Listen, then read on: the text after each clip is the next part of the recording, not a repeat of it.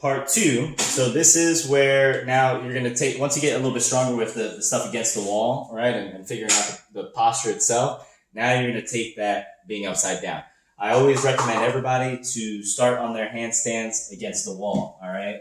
That way, and if you want pillows on the ground in front of you too, protect yourself. But that way, against the wall, you can focus less on the falling aspect, and then you can focus more on what you're supposed to be engaging so that you can actually hold the handstand a little bit more proper. What most people tend to do is that they'll face the wall, and then they get into the handstand, and their back of their feet, back of their legs are up against the wall. So this is what they'll tend to do.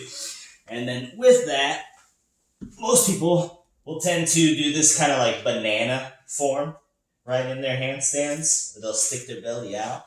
And they're not really engaged. It's just kind of just hanging out back there. So I don't like to really teach people that way. I did learn that way, but it wasn't until I started doing this other method that like my handstands started to get a little bit better. So face away from the wall. You're going to take your hands down onto the floor. And then again, it's all about the foundation. So it's all about how you set up, right? Goalpost, spread the fingers. So that's exactly what I'm going to do. Shoulder width apart.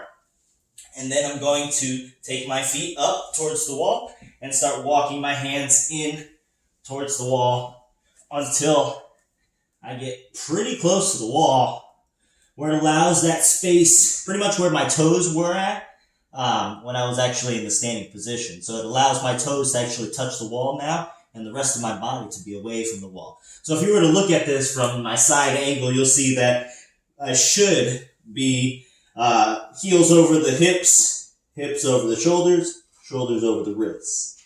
All right, and this is where you can now focus on the core engagement. So I'm going to kind of point upside down. You're going to focus on the core engagement here. And then you're going to focus on that foundation, right, pressing into the floor. Toes tucked and really reaching everything up towards the ceiling, okay? And then whenever you feel tired, bend the knees and walk your hands away and get out of the handstand. Always stay in either like a squat or a child's pose for at least 3 to 5 breaths. Always a child's pose, like when you're starting.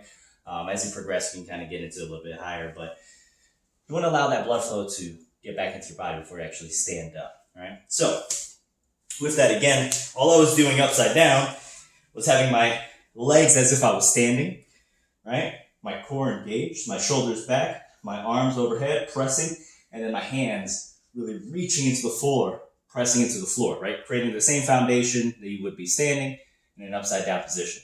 So the first exercise that I showed you about the stretching, you want to do that where you can hold it like comfortably for a solid minute without really getting tired.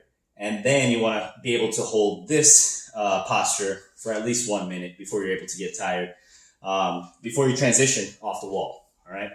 So once you can hold that for a minute, that means that you start developing a lot of shoulder strength, a lot of core awareness and core strength, and a lot of that reaching kind of sensation. And then you can take that into away from the wall, and you can start playing around with the actual balance in the midpoint, all right? So once you get better at that, let me know. I'll send you some more videos.